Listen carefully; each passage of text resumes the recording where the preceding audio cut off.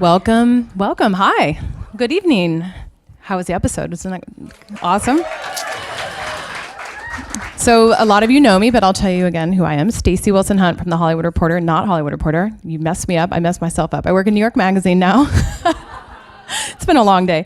I work here in Hollywood as the Hollywood editor for New York and Vulture, and I'm very honored to speak to a woman who's so talented it's hard to put into words. So let's just bring her on to the stage, Rachel Bloom.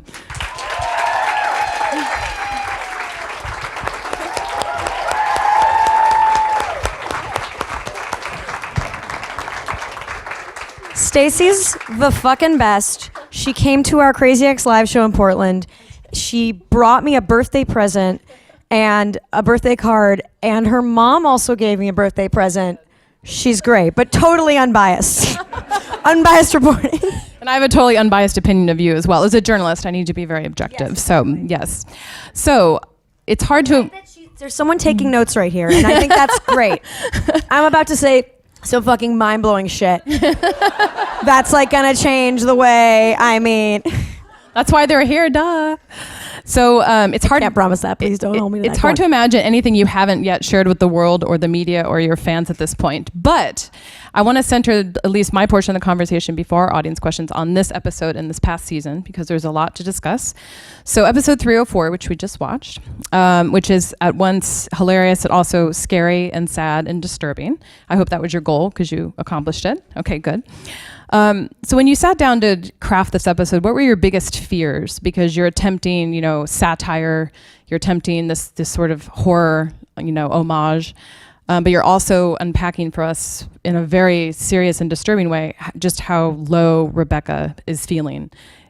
So how do you do all that and also still have that hilarious line about the anonymous tip when Josh is in the office, like those little sprinkles, like that's my favorite line of the episode because it's so dumb and silly, and yet it feels so like, oh, a reprieve. Okay, we are watching a comedy.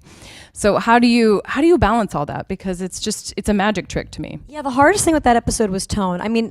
This is my favorite episode we've ever done, and it's the episode that Aline and I had been wanting. My co-creator and our showrunner, Aline Brush McKenna. It's the episode we've been wanting to do really for 4 years since we pitched it, because it's what you would call in screenwriting the promise of the premise. She is the crazy ex-girlfriend in this episode. She's fulfilling all of the tropes of being the stalker, right? The monster that has to be killed. She's very much, for a lot of the episode, otherized.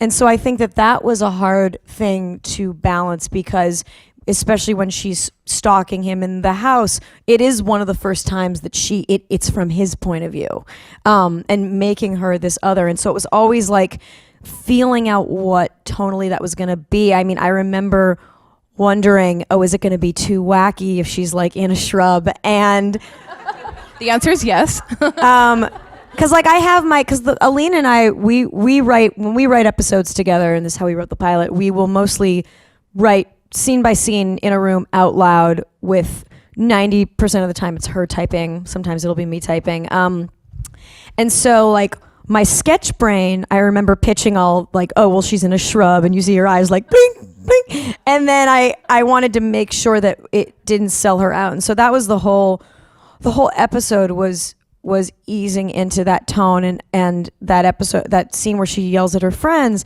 that's really a turning point. And also at that point we knew she was borderline. And so that scene of, if anyone has ever dealt with someone who has borderline personality disorder, which I have, there is a moment when you have borderline, you see things in black and white, and the way that you react to situations is sometimes not in proportion with what's actually happening. And so in that scene, what I was trying to do, and that's what we wrote in the script, was in her head feeling threatened and like literally in the moment creating a narrative, which is why I played the whole thing very like stumbly and stammery, because in that moment she's crafting the horror movie story. The narrative of everyone is out to get me is then we're in her head, and in her head she's suddenly the villain in the horror movie. It's so interesting you say that, because in that moment I felt like I don't know Rebecca at all suddenly. Yeah. And all we've known about her until then is, oh, she's one of us and I feel her pain and she's flawed like me. And then in that moment, that's why I think it's so scary. It's like I feel like I don't know her at all. And there are like that 2 minutes where she's berating her friends. It's really rough, I think. Thank you. No, it was really hard. It was a rough scene to do. And yeah, I mean, that's what a personality disorder is, and that's what, I mean, look, we've all had those moments, but it is that turn. It's that flip. Oh, there's a term for it, and I'm blanking on it right now when it comes to like someone who has a personality disorder it's called splitting, where suddenly the world is divided into black and white. And in later episodes, she says to her therapist, I'm starting to realize that I'm not all bad, I'm not all good, that sometimes I'm in the in-between, and that's like scary but kind of cool. And I think that's something we all deal with. And when it's someone with borderline, basically, who has a very inconsistent sense of self and their place in the world, it's much easier to view things in tropes, good versus evil, I'm the villain, I'm the hero, black and white. And so this was very much the start, this episode, the next one, and then the next one, which culminates in her getting diagnosed with borderline personality disorder, was really this trifecta that we had been planning for quite a few years. And then in the end, you know, I'll always remember, so we knew she was going home on this walk of shame. We knew she was going to fuck Marco like a long time before. At first we were like, wouldn't it be funny? Because me and Robin, who plays Marco, we just had such like fun chemistry. I was like, I think she fucks Greg's dad. 1,000% she fucks his dad.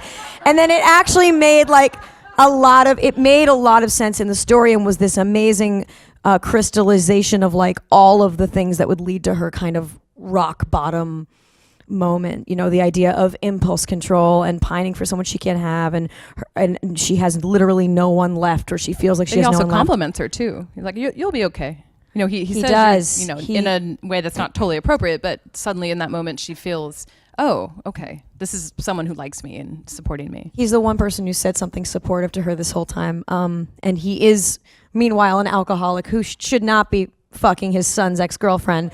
And we actually had a tag. So we let go of, usually in our episodes we'll have tags, but this season was so plot propulsive, we didn't have the time.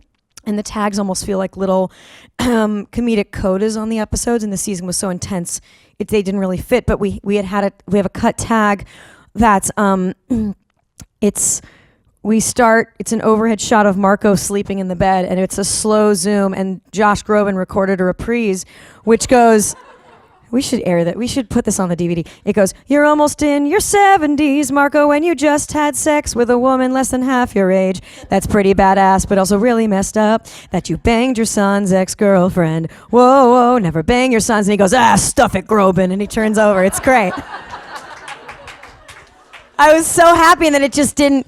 The episode was such a gut punch. It right. Kind of to see her talk to her mom on the phone, and then it just would feel a little. It just it deflated that. And so, but I remember we were like, okay, she's on a walk of shame, and Aline was like, we need a song. She's like, I just keep picturing that it's like someone who's a celebrity, and we were like, okay, and she saw this song kind of ahead of all of us, and we were piecing it together in a room and writing it together in a room, and it just was like this, like, it started with this conversation of, okay, well, what do we want to say in this moment? And sometimes in the show we'll have, there were like basically 3 instances of songs in the show. Like, what do we want to say about the character? What do we want to show about the character that we don't already know? What do we want to show about maybe the situation or this global thing we don't already know? And then occasionally, what do narratively the writers of the show want to say? Because the show is a deconstruction of tropes, and this was an example of,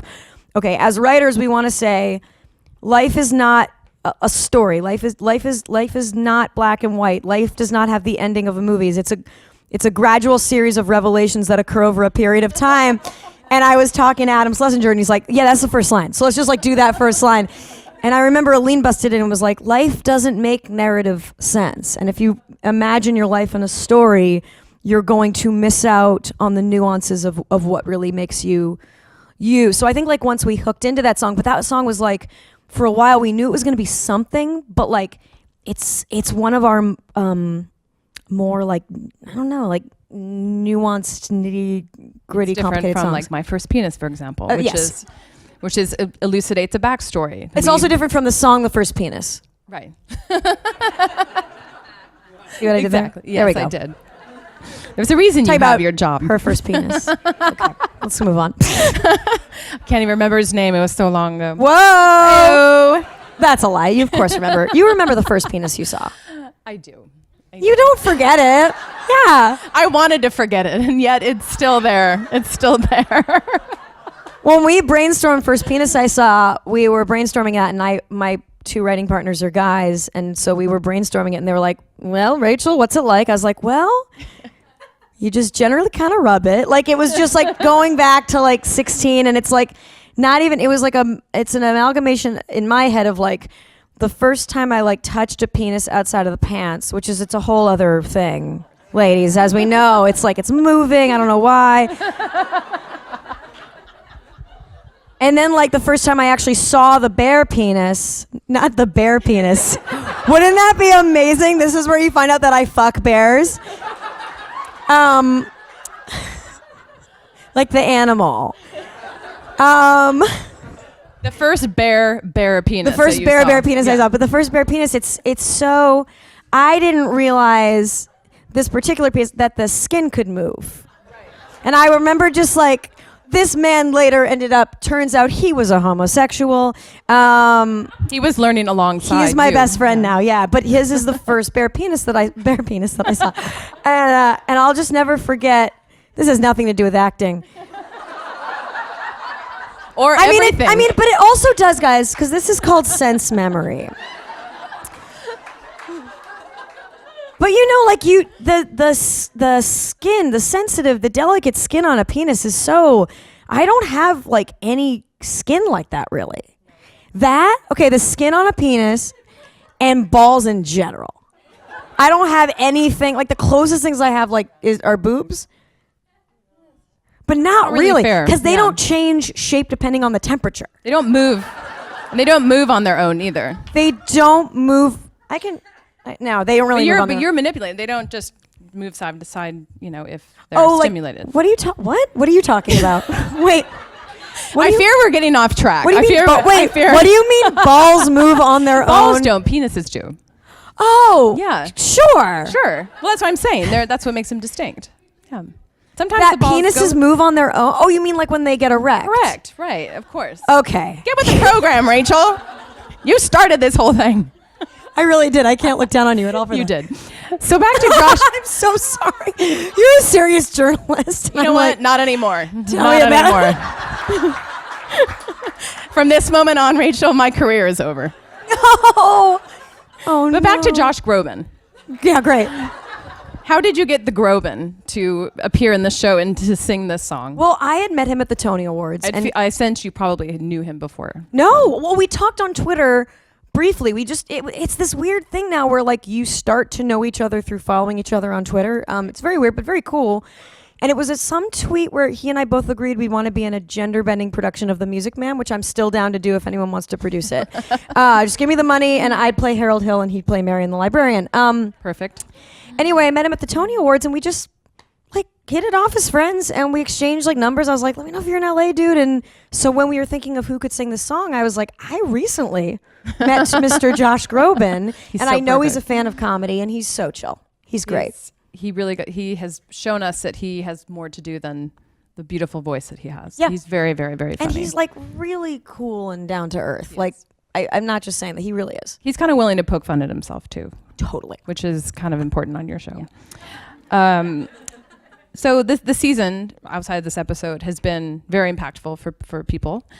What has been the most meaningful thing that you have heard from either someone on Twitter, someone who's come up to you, and I'm sure it's a lot, but is there one thing that has stuck out where you thought, wow, I didn't even anticipate that kind of reaction, but the fact that you feel that way is, meaningful to me? There was a journalist who, God, I forget what art, was this for New York Magazine? Was it for Angelica? Angelica. Yeah, her piece was amazing. So her piece in New York Magazine, she had, literally when this episode happened, she had just been hospitalized. Over the holidays. And so reading that, it was this kind of one-to-one parallel that, of course, we didn't know about, and that was really impactful. She essentially said how the show kind of saved her life, essentially. Yeah, and check out that piece. Like, it's just because it's well written and It's beautiful. Yeah.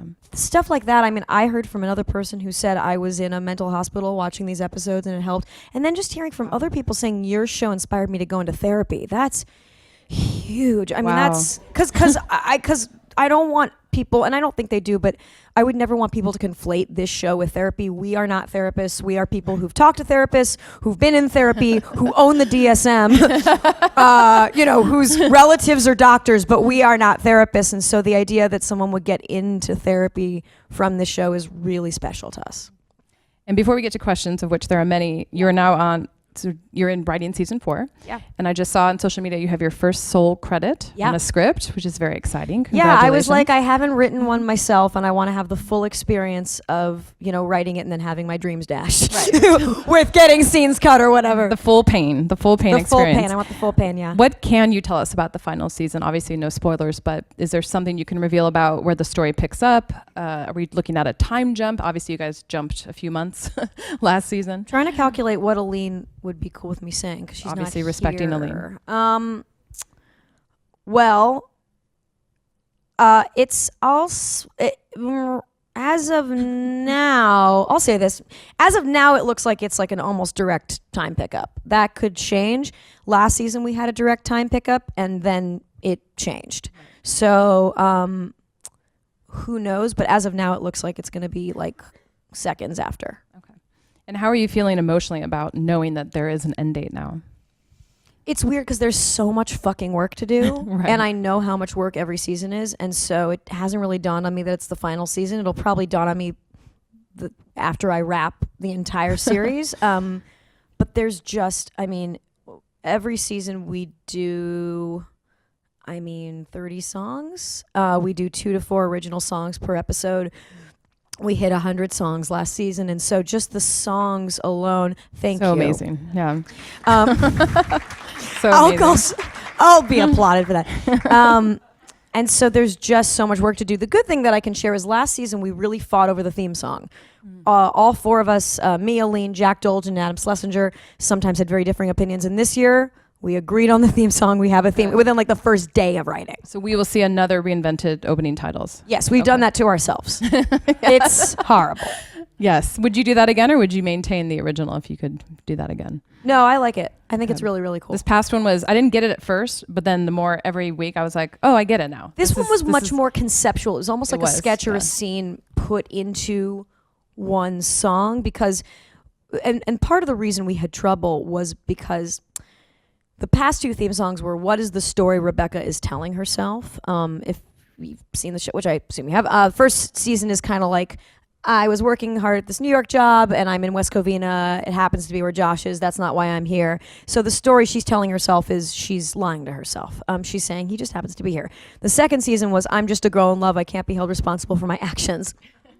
That story is I'm in love and I can do anything that I want. And then the third season, what we realized was she doesn't know what story she's telling herself, because we could have started with a theme song of revenge, but the revenge story we knew got dropped after episode 4. So there was a version of that song, Scary, Scary, Sexy Lady. That was a song called I Hope Your Penis Falls Off. And that was literally going to be like our season theme song. It was going to be called I Hope Your Penis Falls Off. And we realized like it after episode 4 when she's getting diagnosed and she's going through all these things, and especially when the focus, spoiler alert, switches from not Josh to Nathaniel, it just, that theme song loses meaning. So it's hard. And you end the title sitting on the toilet, which is... Yes, that was a Catherine Burns idea. The one toilet-related thing on the show that has really been the idea of a Gentile. Everything else has come from a Jew. Hey, we go to the bathroom too, okay? What? I know, it's weird. So we have a lot of great audience questions, starting with Great. Samantha. Where's Samantha Abelson? Hello. Hi. Amazing penmanship. I always like to applaud people. It's incredible. Oh, okay, we get it. Here, I'll read them. Is that okay? I like seeing people's penmanship. Of course. I have horrible penmanship. At what point did you decide to diagnose Rebecca with PPD? How have you navigated the difficulties of portraying mental illness on screen, particularly in a comedy? It somehow fits in seamlessly. Thank you so much. Sorry, I'm just doing your job. I'm sorry, Stacey. This is the easiest event I've ever done up here. I'm just sitting back. Do your thing. So we knew something was definitely wrong, and we were always doing a kind of heightened version of things that I've experienced, Aline's experienced, and then basically the action of the show dictated her going deeper and deeper and darker and darker. And so, you know, she wears a camera to Thanksgiving to spy on the man she loves. So that was a plot point. And it's thinking, okay, I can picture someone doing this. It's not something within the realm of what we've done. So she got a little more and more out of the world of reality as the plot and story kind of dictated it. And then by mid-end of season 2, we were like circling we were pretty sure, oh, this is borderline, because borderline is, in essence, it's someone who has no emotional skin. It's someone, no emotional skin. It's like they're covered in emotional third-degree burns, which is, it's basically a heightening of the emotions that we all have. I mean, if you look at the DSM for borderline, there's at least one thing in there that fits, one or two things that fits probably everyone in this audience, especially because we're actors. So, I mean, when it comes to like inconsistent sense of self, huh? Also, like all of definitely Hollywood have that. too. Yeah, I definitely am working through that. And then it just, the mental illness was inherent in the show. It's what's the reality of a woman falling in love and moving cross country in a way that, you know, what's the fucked up rom-com, basically what's the realism underneath that very messed up rom-com. What's so interesting is that Rebecca thought she had one thing, but because that's when we see her, she's like, well, I know I have something, but that's not what I thought I had. Oh, so she yeah. was self-aware enough to think, I do need help, but this isn't the thing I thought. So I found that very fascinating, that you can know you need help, but you don't exactly know why or for what reason. And that's the problem, is we knew that she was in New York and just kind of bombed out on pills, but that was never going to be the answer. And so we knew, I mean, really, we always knew that she wasn't addressing what she really wants from the inside, that she's someone who defines herself solely from what the world expects of her, external stimuli, music videos, music numbers. She imagines herself in these different boxes and wearing these different costumes, and that is exactly what basically borderline is. It's not having a consistent sense of what you want and who you are, and so you are very, very reactive to the world outside and other people. And how are people generally treated? And are people medicated who have this? No, so borderline's very, very hard to... And that's what makes it so insidious, right? It's very hard to diagnose. So you have... So something like bipolar is... I may be wrong about this, but I believe that bipolar is more chemical. And so bipolar, yes, you need therapy, but it can be treated with... It's a chemical imbalance. Borderline is a personality disorder. It's a learned series of habits and the way you approach the world and the way you approach your life. And so the way to treat it, yes, it can be treated with antidepressants and anti-anxiety medication depending on the person. Because also you can have borderline plus depression, there's all these different combinations. Mental health is far from an exact science. Are you okay? Great. No, I just worried about you. Mental health is far from an exact science. And so borderline is primarily treated with this therapy called dialectical behavioral therapy, which is basically a version of cognitive behavioral therapy. And it was developed by this woman, Marsha Linehan, who is this amazing doctor. And it really, you have to really work on yourself from the inside. It is not something that is treated primarily with medication. And for that reason, it is often misdiagnosed, and personality disorders in general have so many elements. First of all, you can have multiple you can have borderline with shades of narcissistic personality disorder. There's histrionic personality disorder, which is like very attention seeking, so the thing that I learned from doing this season, when we got on the phone with a doctor to ask, what does Rebecca Bunch have? We basically got on the phone with a couple of therapists, and we said, watch these episodes. We had an idea. We were like, we think she's borderline, but we gave them certain episodes to watch. And the doctors basically said, well, it's borderline. But they said, but she also has shades of PTSD and bipolar too. And what they said to us, they went, the diagnosis, people really put a lot of stock in the diagnosis, right? With a capital D, as we talk about later in the show. It's what am I? What am I? And it's like, the diagnosis is just a tool to try to help you feel better. So it ultimately it's not like it doesn't matter, but it is an ever-changing field. It's an ever-changing science. One of the doctors said in the next DSM, they might not even call it borderline because that's like a kind of strange word for it. And so that's what we've been learning is it's all of these diagnoses and medication. It's not these hardline things. It's a doctor. It's working with a doctor, working with a specialist to figure out between the two of you what is going to help you feel better. And no one's borderline is quite like another person's borderline, just like no one's depression is like another person's depression. And I mean, it's very complicated. But very educational. I mean, I learned so much this season. It's wonderful. So Rachel would is this actually someone named Rachel?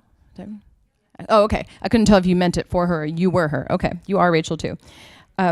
So she wants to know what is it like show running, but I think the better question is, and which is her second question, which is how do you balance the two parts of this process, the acting process and the running? And obviously you're not the dedicated quote unquote showrunner, but you are functioning in a lot of capacities, which is really overwhelming. It's very complicated. Aline, my writing partner, is the showrunner. And so for example, I left for this event. She's still running the room. I came in today, and I was kind of dealing with some logistical stuff for season 4 while she was still in the room, running the room. They had a question about a song in episode 2. I walked in, they were editing the outline, and the episode had since changed. And so I have as much input as I can in the episodes, but because there's so much else I'm doing, so that's the thing, is it's by far not on me to run the writer's room. It really is like the show is mine and Aline's joint show. And so her duties, she's the showrunner, she has final approval. I mean, she's really the one at this point. I'm not watching the casting tapes. She will watching the casting tapes often with the writer's room, sometimes by herself. And so she's the showrunner. I have my hands in the writing. I mean, 9 times out of 10, she and I will get together and edit every script.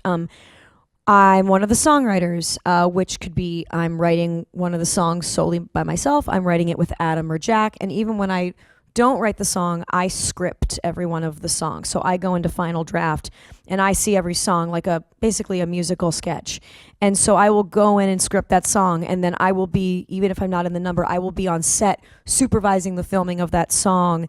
And then when we get into post, as soon as the first cut is done, I will go in and work on the edit of the music videos. And so my typical schedule once we're filming is right on the weekends with Aline to go over a script. Potentially songwrite on the weekends with Adam and or Jack or myself.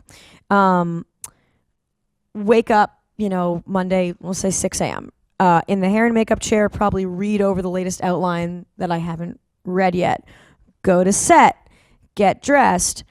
On any scene turnaround, go to post to look at the latest edit of the music video. If I don't have to go to post, then I'll hop into the writer's room to check in with Aline. The 80s on set are always warned, if Rachel walks into the writer's room, you've lost her. Like, don't let her go into the writer's room if it's a 5-minute turnaround, because it's my one time to connect. It's my one time in the day to connect with Aline. They have a code they say over the radio, like the condor has left the coop or something. Probably.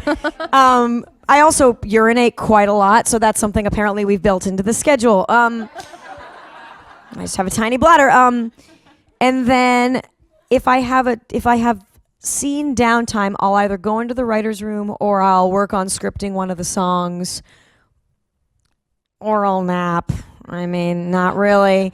And then if it's a Monday or a Tuesday when I've wrapped early, then Aline and I might stay late and work on a script, or I might work on the song, and then plus I have dance rehearsals, and then I have to record the songs. So I'm just, it's a bunch of very, very radically different things that Aline primarily, but other people have to constantly be poking me and saying, hey, did you write the thing yet? Did you write the thing yet? Or did you look at the thing yet? Because she really makes sure, even though I'm not in the room all of the time, that I have seen everything, that I've seen every outline. She's so good about including you in every step. She is. And that's another job of hers entirely, is making sure that I'm not out of the loop on things. It's hard. It's really hard because we're not a cable show, where if we were a cable show, we might be writing and then filming a huge chunk of time, and then and then editing. Right. So I know a lot of cable shows, most do that. We're a network show, so we're often doing all 3 at once, and it's very hard. Has there anyone ever been more deserving for an Emmy than this person? I mean, it's ridiculous. And it's not to say that people who act in a comedy are not deserving, but the fact that you're doing so many jobs, there really should be a new category. I'm just saying, I'm going to start lobbying. Oh, thank you. That's very sweet. I also do think there should be more categories delineating between cable and network, simply because the workload is radically different, and also our standards are radically different. We have to abide by the guidelines of the FCC. So we are a broadcast network. It's us, NBC, ABC, Fox, CBS, which means, we can't have like cool, gritty, topless scenes of people fucking that you'd have on like you Showtime try or really HBO. hard to push. I all try the boundaries. so hard, but at the end of the day, like we can only be so gritty because also we have to appeal to advertisers. So there was a little thing. There's a lyric from the first season in this song, "Settle for Me, if he's your broken condom, I'm plan B." There was a little, before they knew the show well, S&P was like, this might not be great for some of our more conservative affiliates. And we were like, what? And we eventually slid by, but there are many, many more parameters you have when you are doing a broadcast network show. That would be nice to potentially see. But some you sort of also separation. make great use out of double entendres, out of pantomimes, I talked to Aline about the penis song with the vegetables. Yes. And how they were holding vegetables in the grocery store, but maybe you took away some of this movement.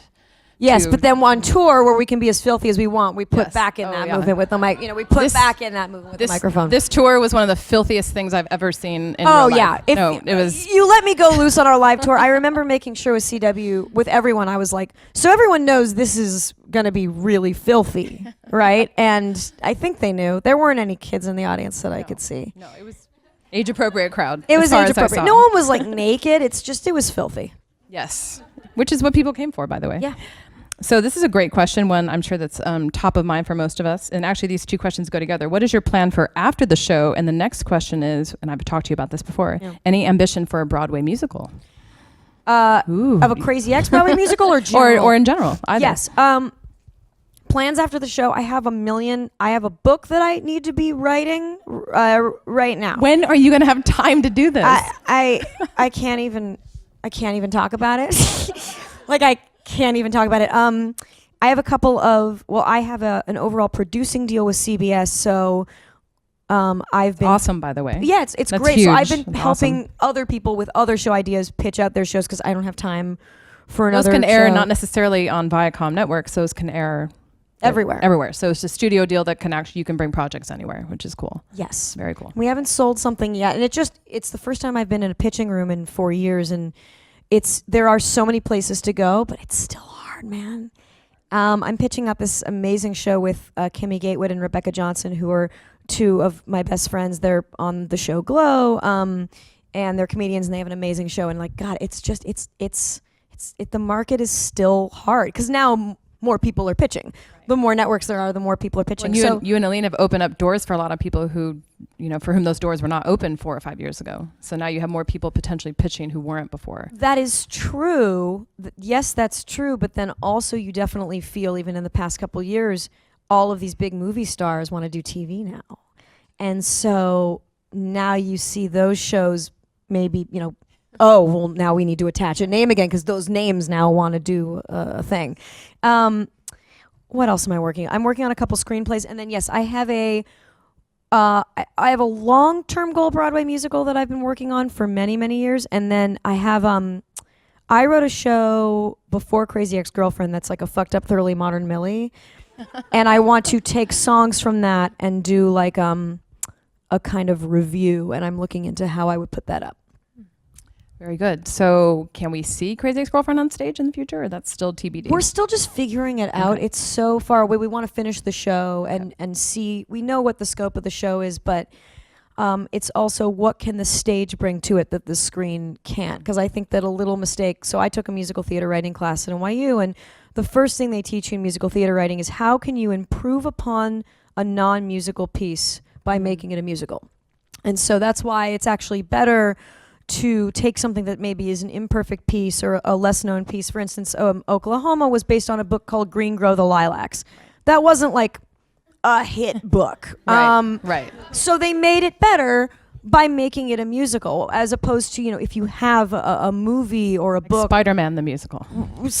Yeah, like what does music tell us? Right. about the characters that we don't already know. And so it's the same with the show a little bit of now we have this musical TV show. So what can a stage musical bring to it that we don't already repeat know? yourselves. No. Right. We want it to be its own thing. So we're still discussing it. And also the live tour had to give you some like great confidence that, wow, we can sell out venues. I mean, pretty much sold out. You had to add shows in some cities. We did. Which is We super did. cool. It was so, I mean, that live tour was really great. We're going to, we're talking about some more live shows in the future. So it was amazing. I love live performance. It's my favorite thing. We can tell. You're very, very good at it. Lisa would like to know, and on this topic, what musical or piece of music has influenced you the most? God. And are there musicals you return to for inspiration when you need it? It's a great question. The Candor and Ebb musicals, Chicago, Cabaret, The Rink, because what they did was they took established genres and then did the dark version of them. And so that was something I always gravitated to, but of course now those musicals have become tropes unto themselves, especially Fosse. So I think that's very interesting that it's not only a writing inspiration, but now they've become their own kind of unironic genres to parody, which is quite weird. Sondheim in general, just the way that he crafts things and his lyrics and the insight it gives us to characters and how they're feeling. I mean, there's so many. Do you have any songs that you've written for the show that are specific homages to specific composers? Oh, yeah. I mean, if we go down, it's not an homage, but Feeling Kinda Naughty is basically a Katy Perry song. Sex with a Stranger is Beyonce. Love Kernels is also Beyonce. I'm very influenced by Beyonce, just because she's done so many different things, and then she's genre defining. Totally. That's the thing is, so she's always challenging herself, but then that becomes a genre. Right. The artistic, this is somewhat Gaga, but like the artistic, music video as art film between Beyonce and Gaga, and so that's. Lemonade changed, obviously. Yes, exactly. Changed everything. And I'm trying to think of something specifically from last season that we did. There's this song that Heather sings in the 3rd episode of last season called "The Moment Is Me," which is basically our love-hate relationship with bad musical theater put into one song. And we all have very complicated relationships with musical theater. I was a musical theater major, and often you're saddled with like new musical theater work, which sometimes can be great, but sometimes it's like, oh, this is why this work is underperformed. And there are so many musical theater pieces that are just like, I'm young and looking for the future. And it's like, it's the most like forgettable, trite shit that's not helping anyone with their lives. And that's kind of what that song is. I love it. And finally, Sheena has a question that I'll sort of expand on a little bit because it speaks to the bigger advice piece that people always ask about here. The process of going from having content on YouTube, making that something that either becomes part of a pitch, getting it in front of people, aside from sending links around to everyone you know. And obviously you and Aline had a fortuitous meeting. We just had the 5-year anniversary of your meeting, I think a couple days ago. And she had seen your work and said, I want to meet that woman. In the absence of a kismet moment like that, how can people turn work that they're doing on their own, that they're funding themselves, into something that's a viable pitch for television or a film? God, it depends what it is.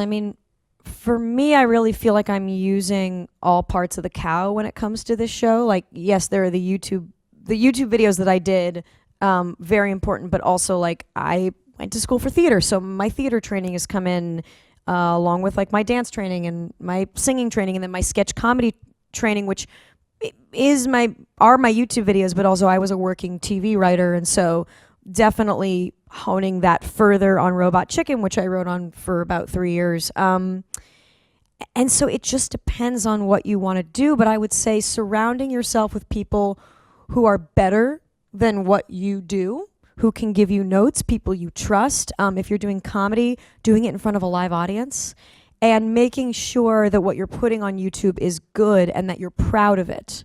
I think that there's a lot of emphasis now on content, just always be generating content. And that's cool, and that is very important, but what's more important first is honing those skills to make that content. And I think there's a lot of pressure now to just be putting out content, but if it's not good, it's just not gonna serve you.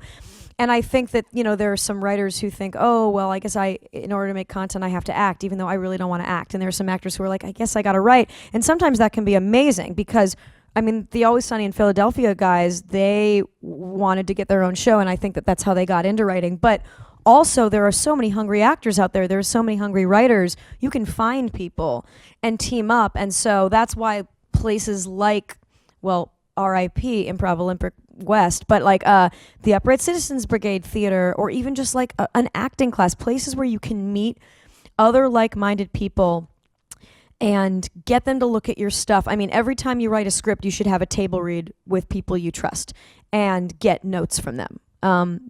Working in a vacuum is kind of the death of quality control, I find. So that it's just really, it all kind of synthesizes together. And then on a practical level, how do you turn that into a pitch and get noticed? It's the really fine line of being very enterprising and not apologizing for being enterprising, but also understanding context. And so, I'm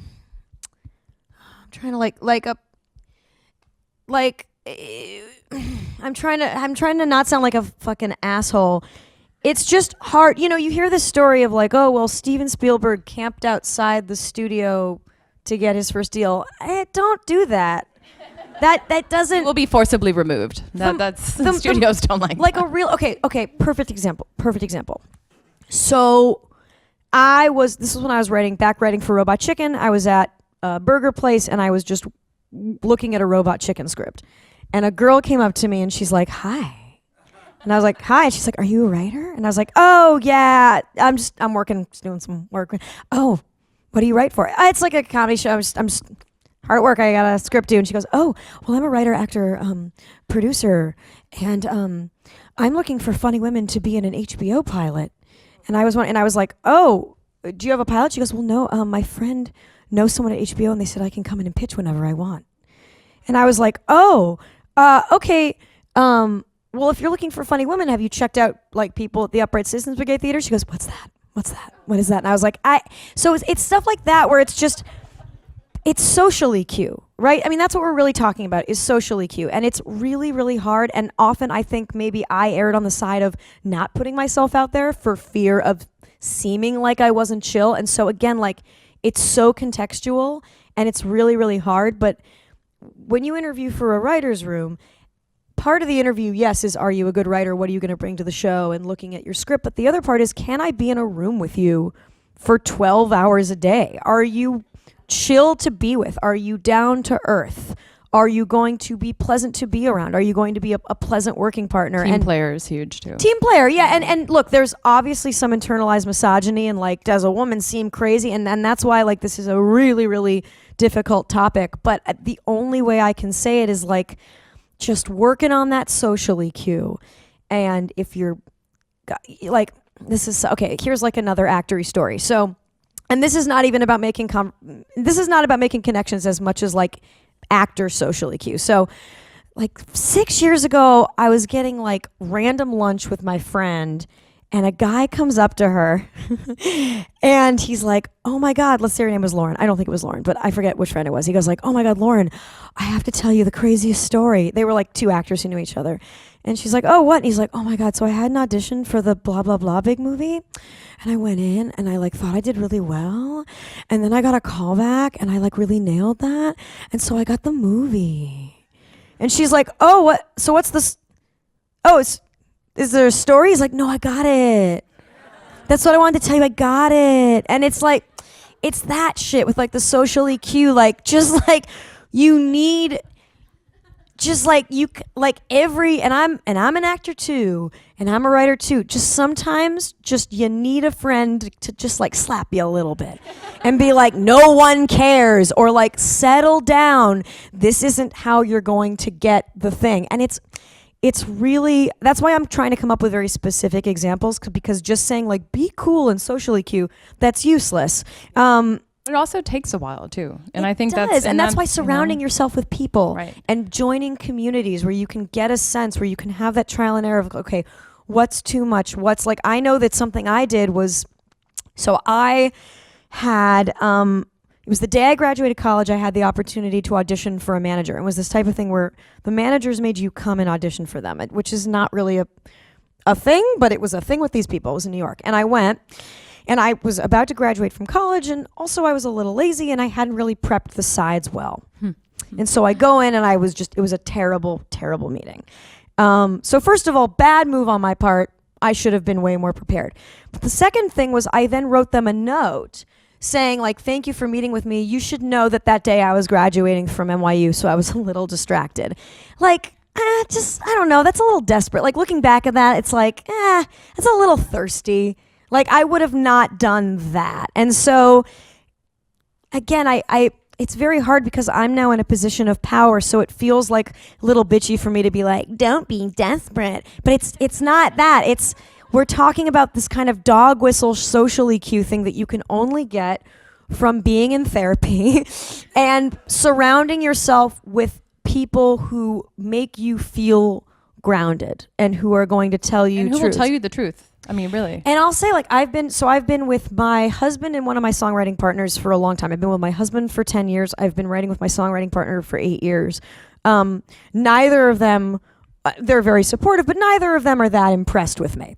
I mean, like, they're not impressed in the way they're not afraid to tell me no. And there have totally been some times where I've like pitched them an idea that's like me just getting too masturbatory with like, I have a TV show, and they're like, no, that's stupid and lame, and that's punching down, and you shouldn't do that. And like, thank God, because if I just surrounded myself with people who were supportive in kind of like a glassy-eyed way, the burger girl in the burger girl yeah. who I hope she got into therapy, because like, you don't go up to random people writing a script. That's just not how it's gonna happen. It's just not.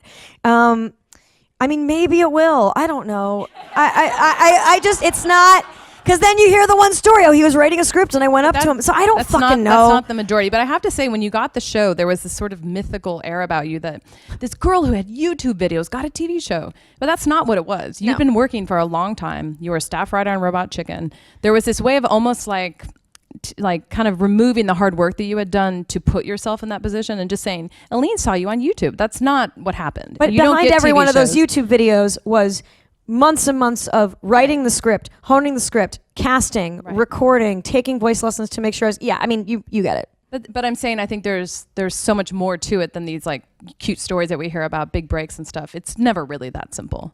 I mean, in my experience, there's a lot of blood and hours that have gone into that. And I think it's cheating people out of getting getting good at something, because they're like, all I need to do to get noticed is put something on YouTube. And no, it's there's a lot of stuff on YouTube. Forget YouTube for just a second. Like, what do you want to write? What do you want to say?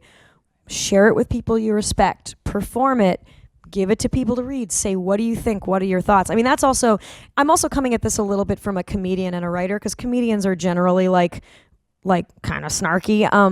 But something that like writers hate that's bad, like writer social EQ, for an example, is when someone sends you a script to read and you painstakingly read it and you give them notes, and then they fight you on the notes you've given because they didn't want your notes. They want didn't you to want say, oh my God, I love your script so much. I love your script. How can I pass it on to my reps? Or how can I help you make this? They didn't actually want the notes. So that's like a little social EQ thing of like, it really then dissuades you from wanting to read a script, because it's like, well, do they actually want my thoughts? Because it can take hours to read a script, write notes, especially if it's, God forbid, a page one rewrite.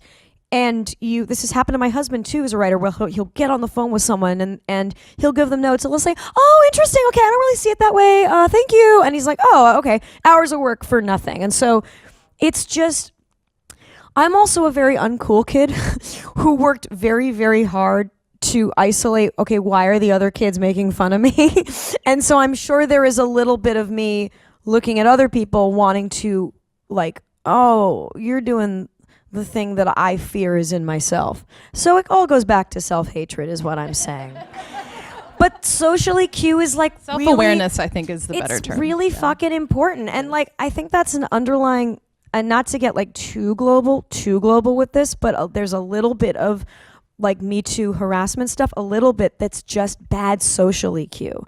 That's like know what you're saying, who you're saying to in context, and it's just bad for a couple people. Some people, it's just bad socialization. So I really think like just being personable and being aware of how you're speaking to people and respecting other people and respecting yourself is a really, really important thing in general in life. It's hard to think of a better way to end it other than that. Thank you so much. Thank you, Thank Stacey. you, guys. Thank you. Thanks, guys.